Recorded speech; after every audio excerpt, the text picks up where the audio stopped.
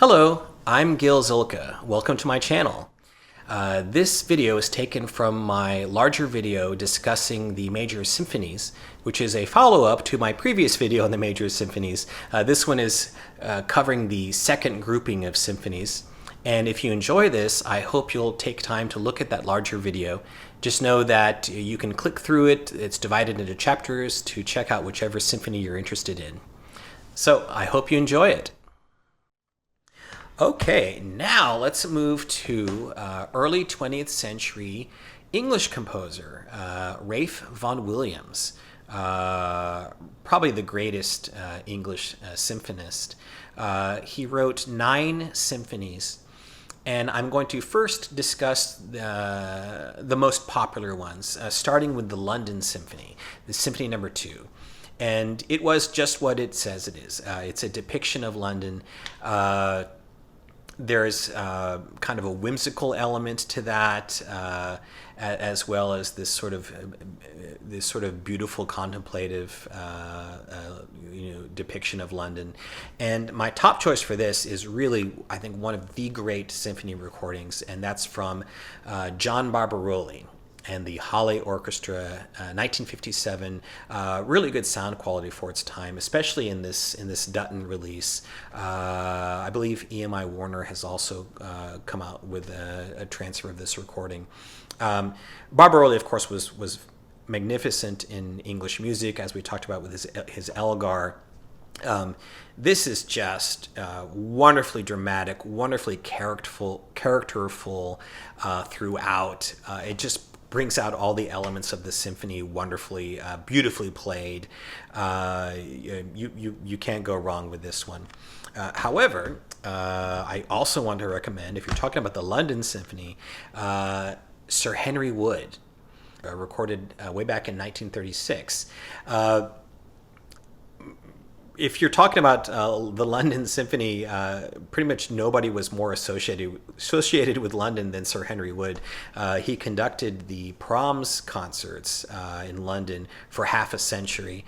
He also was a friend of the composer. Vaughan Williams dedicated his beautiful Serenade to Music to Wood. So it is the proverbial from the horse's mouth interpretation, and you really get that character coming out of this. Even though the recording is somewhat dim, cleaned up though in this Dutton transfer, it's just wonderful character and spontaneity and commitment. Just a wonderful recording. Now next, let's talk about his third symphony. This is nicknamed the Pastoral Symphony. Just like it sounds, it is a depiction of sort of the pastoral countryside. It was actually inspired by Vaughan Williams. He served in World War I with the medics. And he remembers just the sort of pastoral image of the setting sun and hearing a lone bugler, which he actually depicts in this work with a solo trumpet in the second movement. And then there's also this beautiful kind of ethereal sounding solo soprano voice, which comes at the end. For this one, I recommend a recording that comes from a full cycle. This is Andre Previn with the London Symphony, recorded in 1971. The soprano soloist is the wonderful Heather Harper. This recording gives us exactly what we want. It gives us the pastoral, kind of serene image, very lushly and beautifully played. But it's not like sleepy. It's well paced. There are parts where it needs to get dramatic, and it does that. It's just a really beautiful interpretation and recording. And then next, I want to talk about, if the second is not his most popular work, then symphony, then the fifth symphony may be Vaughan Williams' most popular. It's probably my favorite, and the one I would probably introduce people to Vaughan Williams with first. It has the hallmark of that gorgeous string sound, particularly the third movement, Romanza. If you're familiar with the Fantasia on a theme of a Thomas Tallis, maybe Vaughan Williams' most famous work, with this kind of tranquil, meditative string sound, that Romanza is very similar in nature to that. And the whole work is a little bit more on the gentle, ethereal side. And my choice for this one is Bryden Thompson and the London Symphony, recorded in 1987. And here you get that. You get that beauty of sound from the orchestra and the wonderful sound, the recording quality. It's very atmospheric. It brings home that feeling of tranquility you get from the work. Very natural interpretation. So a wonderful way to get to know the Fifth Symphony. I do also want to recommend a recording from 1944 with John Barbirolli and the Halle Orchestra. Of course, somewhat old in terms of the recording quality, but again, it's one of these Dutton remasterings, so it's been cleaned up. And as you would expect with Barbirolli, it's a little bit more of a passionate interpretation.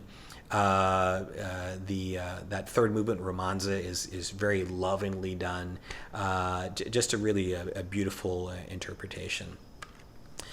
Okay, so I want to discuss kind of more briefly the other symphonies, and I'm going to combine them all into one recommendation for a recording. And that is this box set from the famous Vaughan Williams champion, Sir Adrian Boult.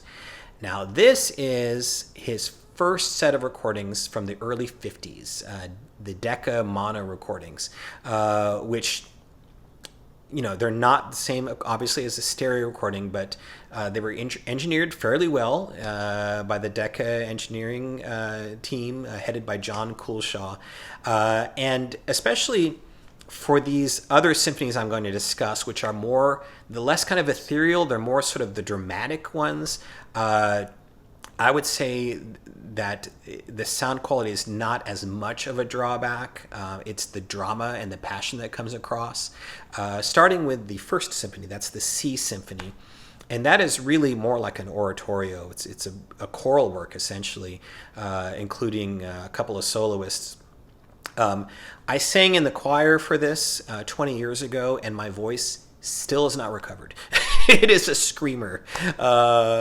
You start right out the gate, behold the sea, and then it's really high. I'm a bass baritone singer, so it's not easy for me to get as high up there.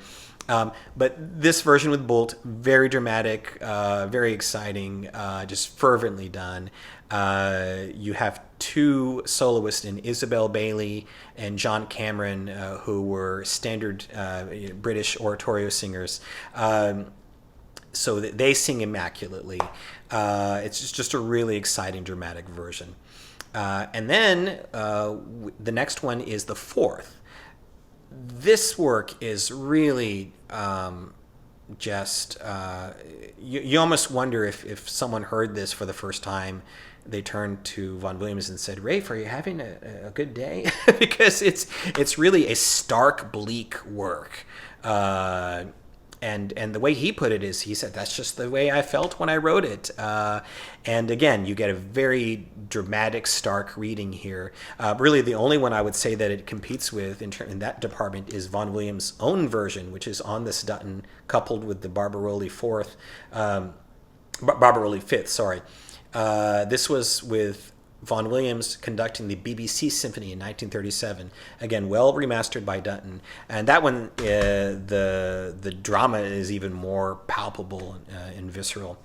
And then we get the sixth, which is, again, a very stark, dramatic work, maybe even more tragic sounding.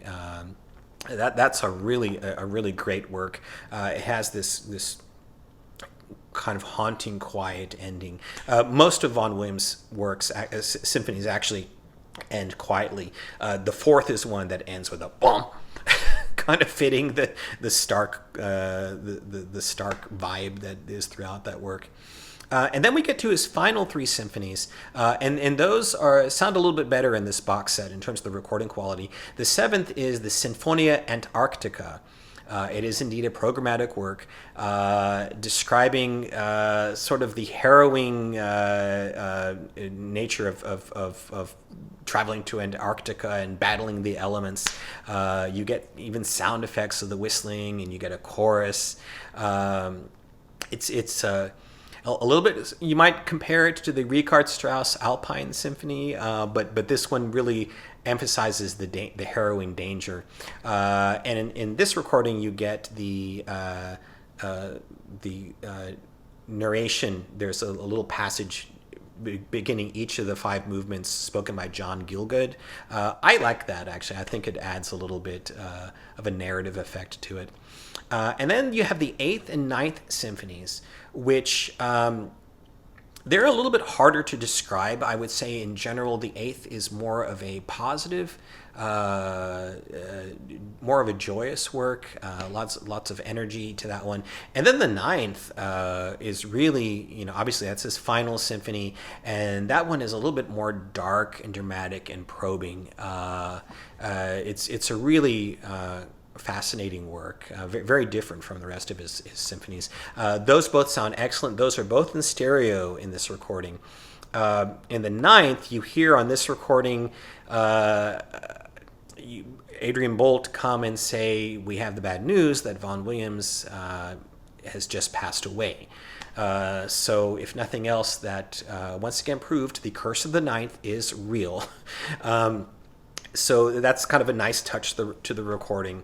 And it's, of course, wonderfully interpreted by Boult. Thanks for watching. I hope you enjoyed this video. And if you did, I hope you'll also take time to click the like and subscribe buttons. And with that, I want to wish you all a great day and happy listening.